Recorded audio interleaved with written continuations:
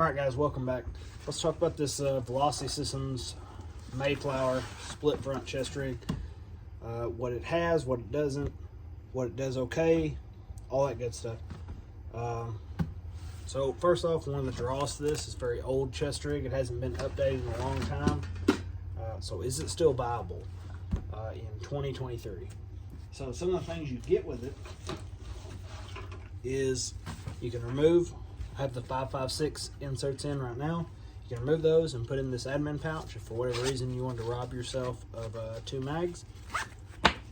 You also get the ability to run 7.62 by 51 and 7.62 by 3.9. So that is a good thing about it.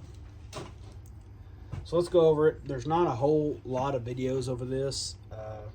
There's not much info on it. Like I said, it's very old, but we'll get into it.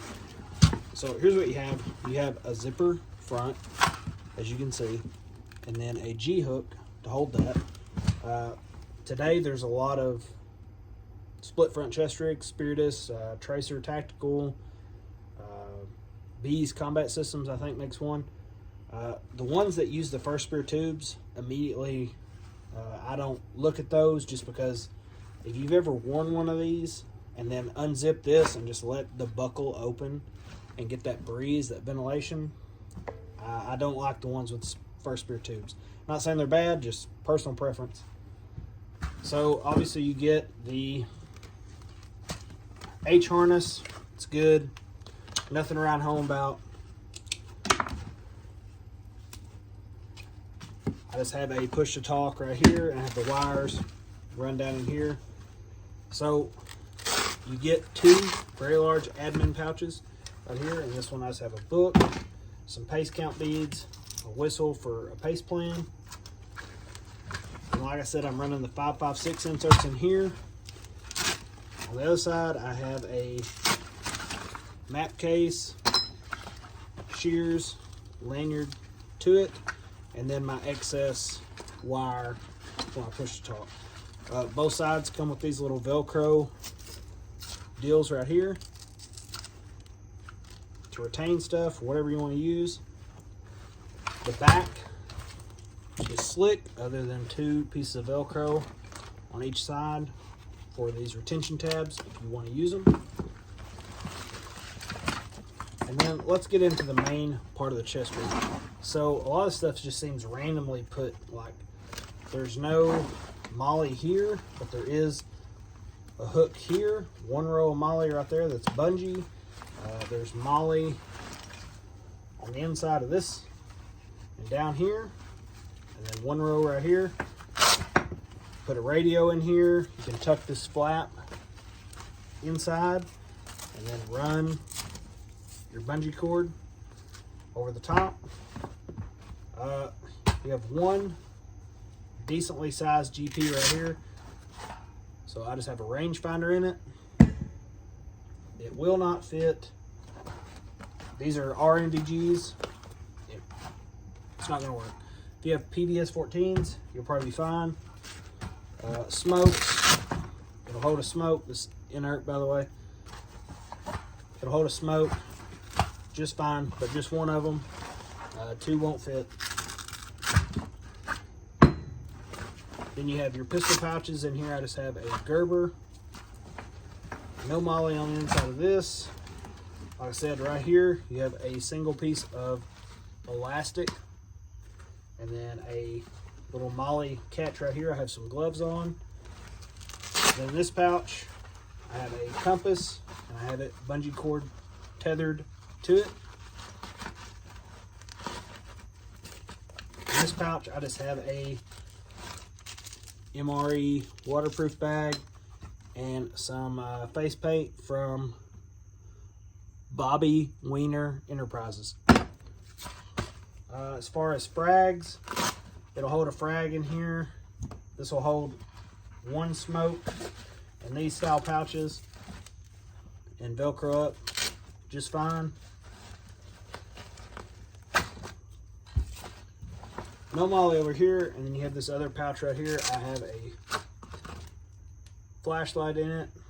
Keep in mind, This thing was designed before Nalgene's ever existed, so this was never intended to hold a Nalgene bottle.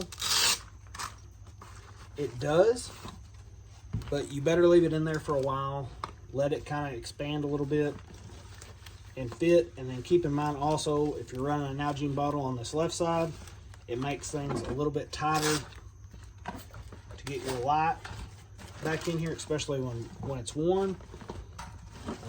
I'm right-handed, so I wear my radio on the left side, so I have my radio, my embedder on this side. Vice versa, if you want to put an Nalgene in here, good to go. I did have this Tactical Tailor radio pouch mollied on this side, kind of loose with a Nalgene in it, so I can get the antenna, you know, behind my armpit. But it made things really tight, so you know, we'll have to keep playing with that. But overall, it's a pretty good chest rig. Like I said, you're not going to add much to. Obviously, you can molly things onto certain places. You're not going to take away from, but if you're looking at this from a reconnaissance, I haven't been in a reconnaissance platoon in many years, but I know some of the things I'd want to have would be like a rangefinder or good binos. Obviously, the ability to change out mags from 7.62 by 51 to 5.56 will be important. If you're a regular dude in a regular infantry squad and you're the DMR, being able to swap out to 7.62 by 51 is pretty awesome. If you guys don't have the new system and you're just the marksman with the M4, still a good option. But I think most guys are probably going to be happier with going something they can make exactly their own. This thing's going to work for 90% of people, I think, but there's that select few maybe might want to change some things out or something like that. But overall, it's a good rig. For $287 new, I think it's way overpriced, especially for not being updated. But if you can find one used, like this one's used, one of you guys sold it to me, then yeah, I think it's a good buy. There's nothing wrong with it. It's just, it's an older style design that had sewn in fixed pouches. Like I said, it was never designed to carry a Nalgene, but it does carry one. So, I mean, there's not a whole lot to bitch about, but like I said, it won't carry my nods, which you can always carry that in a GP pouch on a belt kit or in a backpack or whatever. But that's it. Some of the things that the internet didn't show me when I was looking up stuff for this, like the fact that it has these inside pouches. There's no Velcro to put like a dangler on the back. Things like that. Stuff that I thought you guys might want to see. So, thanks for watching.